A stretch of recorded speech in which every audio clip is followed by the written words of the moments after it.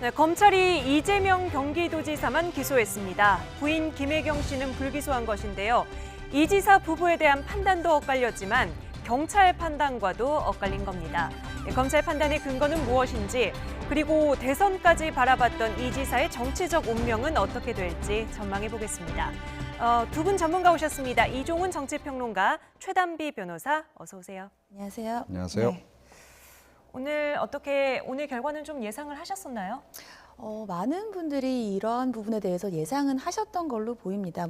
김혜경 씨에 대해서는 불기소 처분이 될 것으로 봤고, 이재명 지사에 대해서는 기소가 좀 더 가능성이 높지 않나라고 점쳐졌는데, 많은 분들의 예상과 어느 정도는 맞아떨어졌다라고 보입니다. 네, 관련 기사도 나왔고 또 이 지사 스스로도 예상을 했던 결과다라고 이야기를 했죠. 먼저 주제어를 보고 얘기 이어가도록 하겠습니다.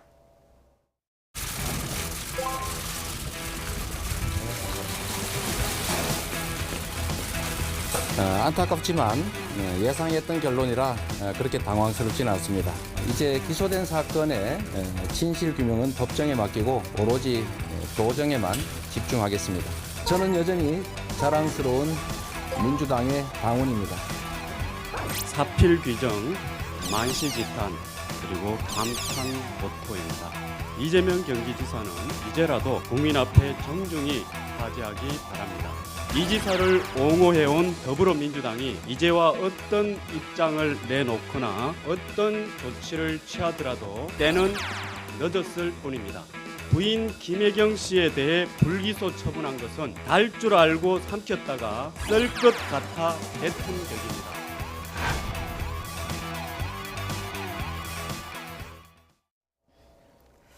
네, 먼저 최단비 변호사께서 네. 혐의부터 좀 정리를 해주실까요? 네, 오늘 기소가 된 혐의는 크게 세 가지라고 볼 수 있습니다. 네. 친형의 강제 입원과 관련된 것, 그리고 검사를 사칭했던 부분, 그리고 개발 업적을 과장했던 부분인데, 이 세 가지가 다 공직선거법 위반과 관련이 있습니다. 네. 이 부분에 대해서 선거 과정에서 다 부인을 했기 때문에 공직선거법 위반 혐의이고요. 이 중에서 친형 강제 입원과 관련해서는 공선법 위반 외에도 직권남용 혐의로 네. 함께 기소가 됐습니다. 반면에 김혜경 씨와 관련되어서는 불기소가 됐는데, 첫 번째로는 해경군 김 씨와 관련된 부분에서 이 선거화 과정에서 상대방에게 자유한국당과 손을 잡았다라고 하는 부분에 대해서는 단순한 명예훼손이 아니라 의견 표명에 불과하다라는 이유였고요. 네. 두 번째는 문준용 씨의 취업 특혜와 관련되어서는 해당 트위터의 글이 사실에 적시한 것은 맞지만 그것이 김혜경 씨가 했다라는 증거가 부족하다라는 네. 이유로 증거 부족의 원인으로 해서 불기소가 되었습니다. 네. 사실 이제 일반 대중이 봤을 때는 검사 사칭이라든지 개발 좀 부풀렸다 이런 내용보다는 소위 말하는 여배우 스캔들 이런 것들, 조폭 연루설 이런 것들이 더 많이 회자되기는 했는데 이 네. 부분은 빠졌네요. 그렇습니다. 그래서 사실은 이재명 지사 입장에서는 좀 한숨 던 거 아니냐라고 하는 이제 얘기들이 좀 많이 나오고 있고요. 네. 그러니까 정치적으로는 상당히 부담을 많이 덜은 그런 상황입니다. 물론 이제 기소가 된 그런 사안들이 남아 있긴 하지만 조금 전에 말씀하신 바와 같이 그동안 이제 사람들 사이에서 많이 논란이 됐고 네. 또 어떻게 보면 좀 치명적일 수 있고 상당히 또 이 좀 말초신경을 자극하는 그런 내용들이 좀 많아서 네. 대중적인 흡인력이 있었던 그런 주제로부터는 좀 벗어날 수 있게 된 그런 측면이 있는 거죠. 네. 검찰이 이런 혐의들에 대해서 불기소 처분한 이유는 뭘까요? 첫 번째로는 그 소위 여배우 스캔들과 관련해서는 그 여배우 스캔들이 문제가 됐던 부분이 토론회였습니다. 네. 토론회에서 상대 후보가 여기에 대해서 알고 있느냐라는 질문을 했을 때 여기에 대해서 즉시 답을 하면서 부인을 했다는 것 자체가 허위 사실을 공표했다라고 보기는 어렵다라는 네. 것이 첫 번째 이유였고요. 두 번째는 설사 그것이 허위 사실의 공표라고 하더라도 증거가 없다는 것이죠. 이것이 네. 사실인지 아니면 사실이 아닌지, 허위 사실인지 여부에 대해서가 가장 중요한 쟁점이었는데, 검찰 관계자의 말에 따르면 옥수동에서의 만남이라든지 여러 가지 그 여배우와 관련되어 있던 사실관계에 대해서 김부선 씨의 주장을 뒷받침할 만한 객관적인 증거, 예를 들자면 네. 사진이라든지 아니면 제3자가 두 사람의 만남을 알았다는 진술 같은 것들이 전혀 없어서 이 부분을 기소하지 않고 불기소 처분을 했다라고 밝혔습니다. 네, 그렇다면 오늘 수사 결과 발표 후에 이재명 지사는 어떤 입장을 내놨는지 다시 들어보도록 하겠습니다. 안타깝지만 예상했던 결론이라 그렇게 당황스럽지는 않습니다. 오히려 조폭설, 스캔들, 일베, 트위터 사건 등등 온갖 음해가 허구라는 사실이 밝혀진 것에 감사드립니다. 저는 여전히 자랑스러운 민주당의 당원입니다. 평범한 당원의 한 사람으로서 맡은 바 소임에 최선을 다하고 당의 누가 되지 않도록 노력하겠습니다. 네, 예상했던 결론이라서 당황스럽지는 않다. 정확히 무엇을 예상했던 걸까요? 기소 자체를 예상했던 걸까요? 네, 그러니까 본인 관련한 사안들은 기소 가능성이 높다라고 이제 본 것일 것이고 부인과 관련해서는 불기소 처분될 가능성이 높다라는 생각을 아마 했을 겁니다. 네. 그러니까 조금 전에 우리 최 변호사께서 잘 말씀을 해주셨는데요. 그러니까 법조계 내에서 이미 이제 그런 얘기들이 좀 네. 좀 있었던 그런 그 상황이기도 하고. 그래서 아마 어느 정도는 이제 이런 결론을 좀 예견을 했던 거 아닌가 싶기도 하고요. 네. 그리고 좀 애써 태연한 척하는 측면도 없지 않아 있을 거다라고 저는 생각을 합니다. 그래서 이제 어찌 됐건 뭐 대중적인 어떤 그렇죠. 이미지적인 모습을 보여주기 그러니까 위해서. 지금 이 상황에서 당황스러운 모습을 보인다든지 그런 것은 절대 이제 좋지가 않죠. 그냥 길게 봤을 때 네. 이제 그런 부분 당당하게 헤쳐나가겠다라고 하는 그런 모습을 보여주는 것이 일단은 좋기 때문에. 그런 측면에서 이렇게 좀 담담한 표정을 지은 그런 측면도 없지 않아 있다. 이렇게 생각을 합니다. 네, 이재명 지사 자체가 이제 법조인 출신이잖아요. 이렇게 예상을 했다는 근거가 어떤 검찰이 쥐고 있는 법적인 근거들에 토대를 했을지 아니면 어떤 정치적인 계산들을 미리 예측을 했다는 걸까요? 어떤 의미로 읽으십니까? 일단 이 결론에 대해서 본다면 먼저 아내와 관련된 부분에서는 불기소 처분을 한 것이 맞다라고 계속해서 주장을 해왔기 때문에 네. 그 부분은 본인이 스스로 예상을 했다는 부분이고요. 네. 또 이재명 지사와 관련된 것에서는 혐의는 앞서서 이종훈 평론가님께서 말씀해 주셨지만 뭐 여배우 스캔들이라든지 일베, 조폭 연루설은 자신의 도덕성과 관련이 있습니다. 네. 근데 이 부분은 불기소 처분이 됐죠. 본인에게는 굉장히 유리한 부분입니다. 네. 그렇기 때문에 본인은 예상이라고 하는 것이고 지금 이재명 지사에게 불리하다고 하는 것은 친형의 강제 입원이라든지 아니면 다른 개발업적 과장이나 네. 이런 공선법인데 이러한 공선법은 사실 사실관계를 어떻게 보느냐에 따라서 다툼의 여지가 굉장히 높아요. 네. 그렇기 때문에 이 부분을 지금 기소를 했다는 것 자체가 바로 이재명 지사가 이것이 유죄라고 단언하기에는 굉장히 재판 과정에서의 공방이 예상되기 때문에 네. 이 부분은 이재명 지사가 지속적으로 이것이 음해다라는 얘기부터 시작을 해서 본인에게는 죄가 없다라는 얘기랑은 크게 상반되지 않는다고 본 것 네. 같습니다. 네, 법정 공방 얘기는 그러면 잠시 후에 또 따로 이야기를 해보도록 하고요. 일단 이재명 지사 이야기를 들으면 나는 자랑스러운 민주당원이다. 그러니까 자진 탈당 가능성에 대해서는 전혀 생각을 하고 있지 않은 것 같아요. 네, 그러니까 이미 뭐 그 부분에 대해서는 얘기를 하지 않았습니까? 이제 탈당하지 않는다라는 얘기는 좀 한 것이고, 그런데 오늘 이제 이 얘기를 굳이 또 다시 한번 한 네. 이유는. 그러니까 기소되는 국면에서는 그러니까 더불어민주당으로서도 그냥 있을 수는 없을 것이다. 네. 그러니까 당내 내부의 논의를 거쳐서 어쩌면 출당 조치까지도 고려할지 모른다라고 하는 이제 관측들이 많지 않았습니까? 실제로 네. 또 출당을 고려해야 한다라는 그런 당내 여론도 없지 않아 있었고 그런 상황이기 때문에 그 부분에 대해서 날 출당시키지 말라라고 하는 메시지를 좀 준 거 아닌가? 네. 물론 이제 개인의 희망사항이긴 합니다만 그 부분을 다시 한번 정치적으로 좀 각인시킬 필요는 있겠다 대중들에게 그런 생각을 했던 거 아닌가 싶습니다. 네. 김혜경 씨 같은 경우는 앞서 경찰이 기소 의견으로 송치를 했는데 물론 뭐 경찰의 의견대로 검찰이 바로 뭐 기소 불기소를 결정하는 건 아니지만 왜 판단이 달라졌을까요? 경찰은 여러 가지 증거들을 제시를 하면서 이 기소 의견으로 송치를 했는데 네. 검찰은 이런 경찰이 제시한 증거 중에서 스모킹건이 없다라고 봤습니다. 네. 왜냐하면 먼저 직접 증거가 없죠.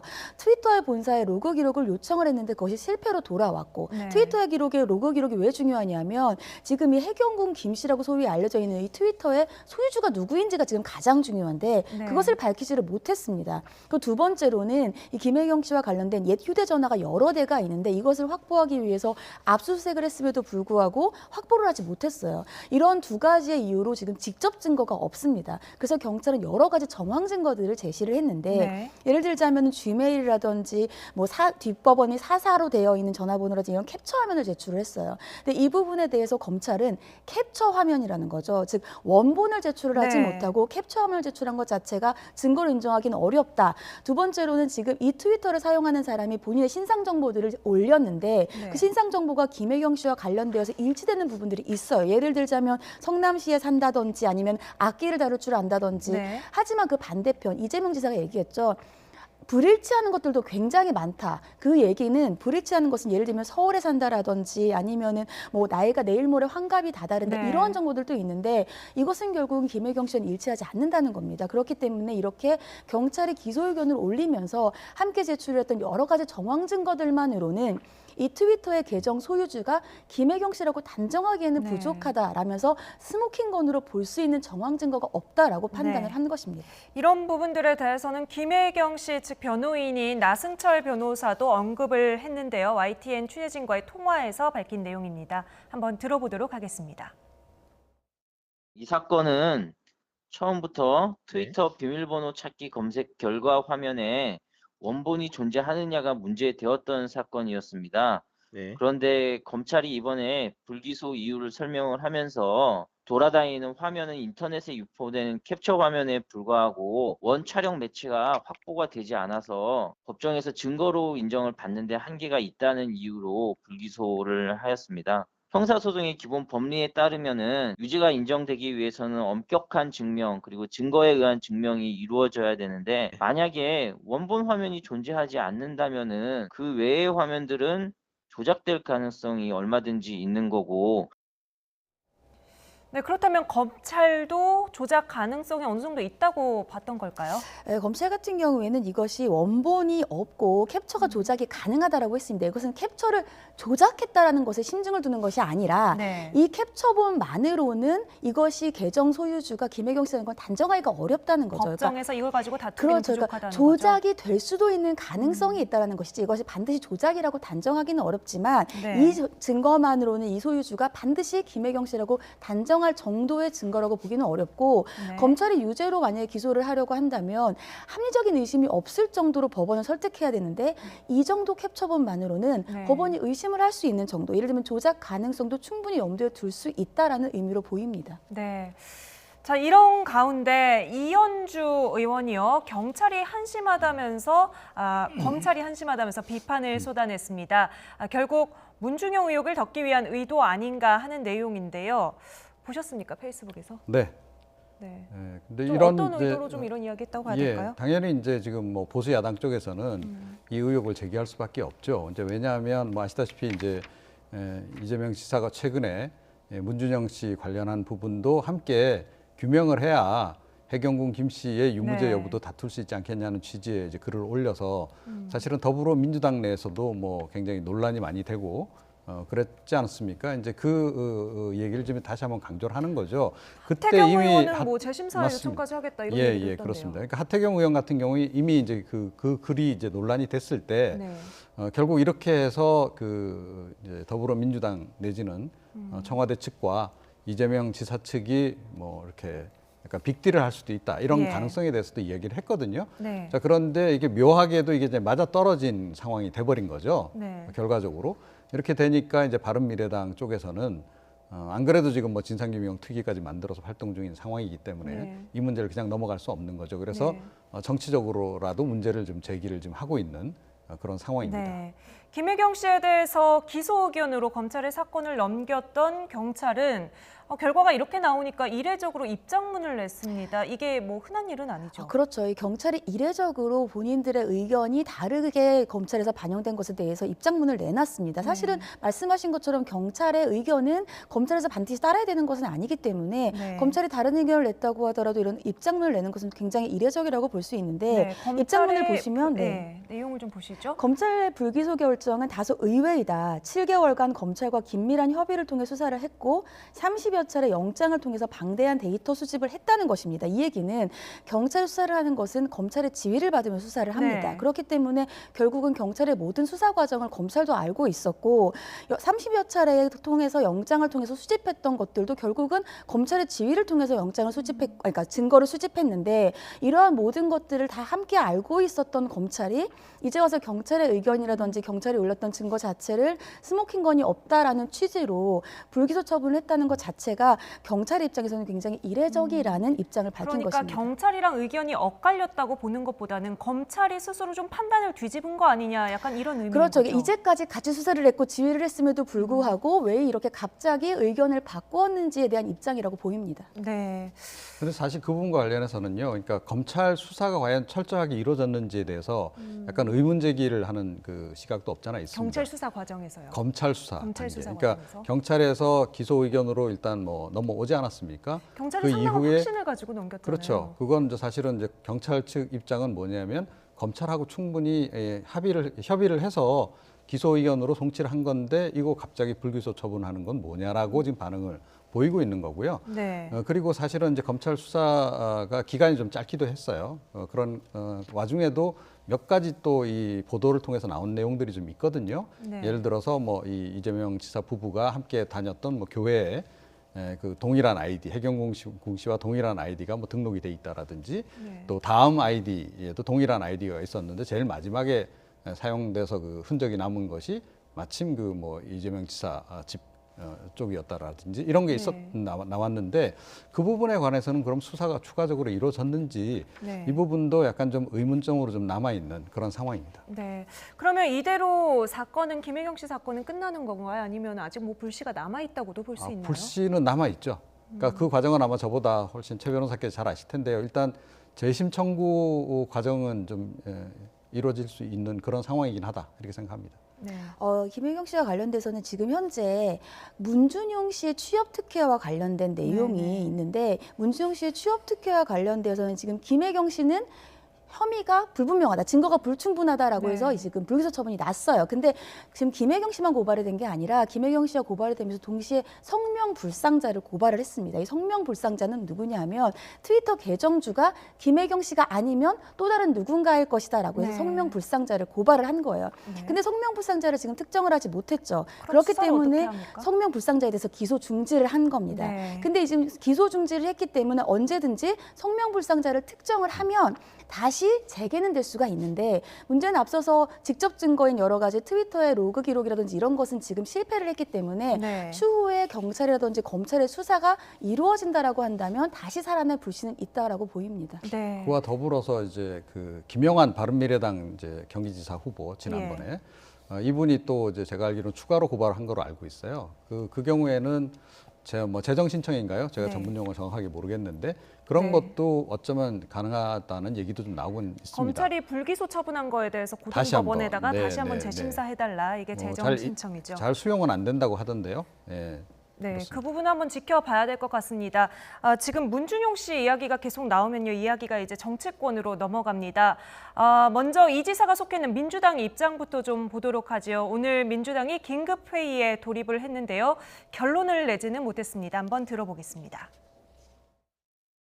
오늘 홍영표 원내대표를 비롯해서 서른 최고위원, 김혜영 최고위원이 이제 불참을 하셨기 때문에 내일 최고위원 회의에서 의견을 마저 듣고 의결을 통해 가지고 선거제도 개편 방안들은 확정을 해서 윤호중 사무총장이 발표하도록 했습니다.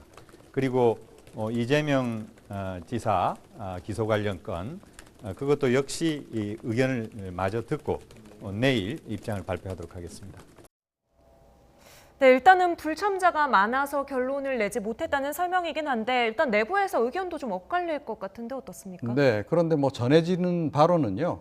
그러니까 당장 출당 조치를 취할 것 같지는 않습니다. 그리고 징계 수위도 뭐 네. 중징계를 별로 고려하고 있지는 않다는 얘기가 좀 벌써 흘러나오고 있고요. 그리고 윤리심판원 쪽으로 이걸 좀 다시 넘겨서 한번 그 판정을 하도록 이렇게 한다. 뭐 이런 얘기도 좀 흘러나오고 있는데요. 네. 내일 좀 지켜보긴 해야 될 것 같고요. 네. 그동안에 사실은 이제 그 이해찬 대표가 이재명 지사 건과 관련해서 보인 반응을 보게 되면 그러니까 뭐 정무적 판단을 할 단계도 아니다라고도 네. 이야기도 했었고 그래서 중징계를 보다는 내부 단합 차원에서 이 정도 선에서 그냥 그 좀 묻고 넘어가는 그런 그 절차로 갈 가능성이 높다 이런 얘기가 지금 벌써 나오고 근데 있습니다. 여당 입장에서는 계속해서 야당의 어떤 공격의 빌미를 주는 거기 때문에 어느 정도 좀 중징계를 내리고 좀 이거를 좀 우리가 나름대로 조치를 취했다 이런 액션을 보여주고 싶을 것 같기도 한데. 그렇죠. 그러니까 통상적으로는 이제 그렇게 처리를 많이 하기 때문에 네. 특히 뭐 선거에 임박했다든지 할 경우에는 뭐 굉장히 단호하지 않습니까? 그런데 뭐 지금은 선거 국면은 아닙니다만 그럼에도 불구하고 사안의 중대성 이런 걸 고려를 하면 네. 사실은 이제 뭐 중징계를 하든지 출당 조치를 하는 게 마땅하나 아마 이게 자칫 잘못하면 당 내부 분란을 더 유발할 수 있다라는 판단이 더 많이 작용하는 것 같습니다. 네. 이 경우에는 이제 문재인 대통령 지지율에도 오히려 악영향을 끼칠 수 있다. 그런 정무적인 판단이 이번 같은 경우에는 많이 작용하는 게 아닌가 싶습니다. 네. 그러면 이번에 검찰의 판단에 대해서 야당들은 어떻게 생각하고 있는지 야당의 논평을 차례로 들어보겠습니다. 사필 규정입니다. 이재명 경기지사는 이제라도 국민 앞에 정중히 사죄하기 바랍니다. 이 지사에 대한 국민적 인식은 이미 실망 그 이상입니다. 이 지사가 콩으로 매주를 쏜다 해도 믿지 못할 판입니다. 만시지탄입니다. 이 지사를 옹호해온 더불어민주당이 이제와 어떤 입장을 내놓거나 어떤 조치를 취하더라도 때는 늦었을 뿐입니다. 감탄 고토입니다. 부인 김혜경 씨에 대해 불기소 처분한 것은 달 줄 알고 삼켰다가 썰 것 같아 뱉은 격입니다. 옳고 그름의 사리 판단 없이 저희가 따로 있는 것으로 결국 문준용 건을 덮으려는 의지가 투영된 것으로밖에 보이지 않습니다. 이재명 지사를 둘러싼 의혹들이 취임 전부터 지속적으로 불거졌기에 이번 기소가 단순히 검찰의 정치적 의도라고 보기는 힘들 것입니다. 이재명 지사가 큰 성원을 받으면서 당선된 만큼 이번 기소에 대한 경기도민들의 충격과 우려는 클 것입니다. 재판 과정에 성실히 임하면서 소명할 것이 있다면 적극적으로 소명하기 바랍니다. 지금 대국민 사과까지 야당들이 요구하고 있는 상황인데요.